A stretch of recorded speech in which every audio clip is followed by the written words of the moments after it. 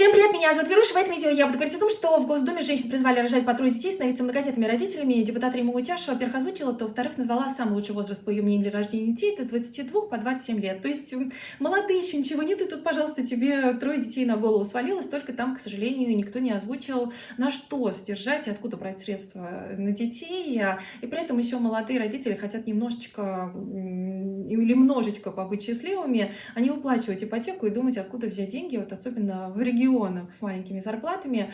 И глава государства подчеркнул, что многодетная семья должна быть привилегирована в России, но никто не должен давить на желание иметь много детей. То есть это, что называется, должно исходить от сердца. Но вот сегодня я скажу настроение людей. Исходит ли такое желание у людей или наоборот. Вообще люди устали, люди считают, что те, кто призывает к этому, оторваны от реальности, от народа, не верят в светлое будущее, вот особенно на фоне событий, которые происходят в мире. Картинка мира, градация от серого до уже темного скоро достигнет предела. Потребительская корзинка продуктов, она все дорожает и дорожает. Ты пришел домой с пакетом из магазина, и ты понимаешь, что ты ничего вообще не купил. Тебе надо идти завтра снова в магазин.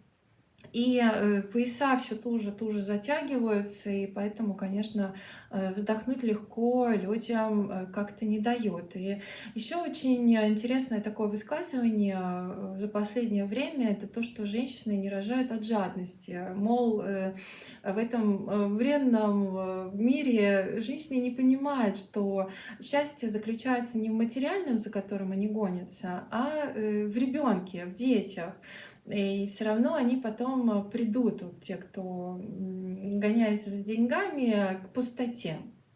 Но на это сразу там, конечно, разгорелись диалоги такие. Вообще очень эта фраза вызвала большой резонанс. И тогда предложили и жить так же, как обычные люди, если деньги не имеют никакого значения. Тогда не надо делить на бедных и богатых и стремиться к тому, чтобы у тебя было больше средств. Или еще настроение такие у женщин, которые сказали, что к женщине как к инкубатору относятся. То есть совершенно не думают о ее желании, там, хочет ли она вообще этого или нет. Но еще вот момент очень интересный. Показывают по телевизору девушкам, значит, женщин легкого поведения, интервью берут у них, которые просто гоняются за мужчиной, чтобы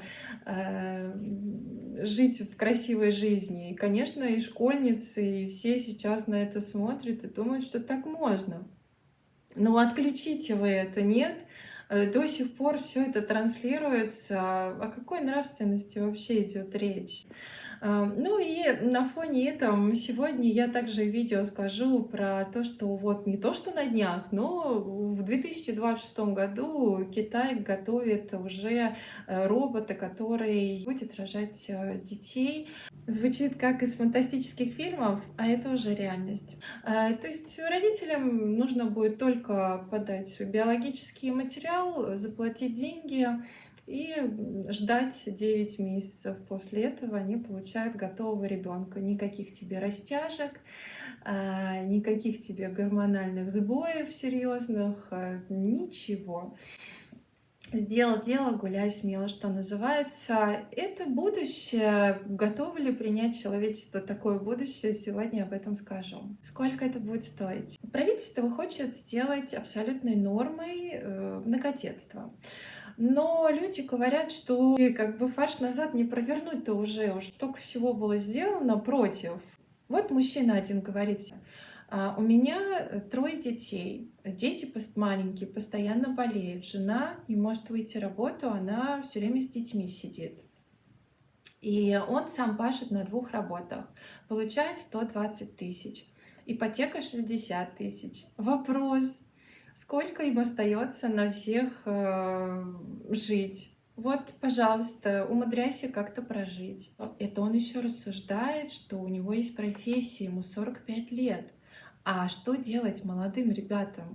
Еще одна семья пишет, у них 3 детей, и кроме бесплатного питания в школе они больше ничего не получают. Работает и жена, и муж, работают по 2 работы хватается, чтобы содержать детей, и то живут очень скромно. Еще один мужчина пишет, семья брата не может получить участок земельный, потому что по закону до 35 лет, а ему 36 исполнилось. Вот так вот.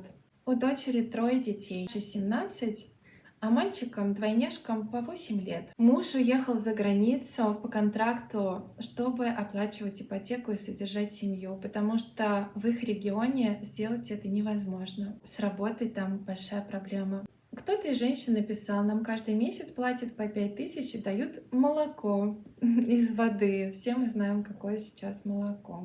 Проезд бесплатный, вот и все льготы. Люди говорят о том, что надо сначала создать все условия для того, чтобы люди хотели иметь много детей. А так это вот 25 лет ипотека, в 50 только выплатят. Ну вот да, так себе перспектива.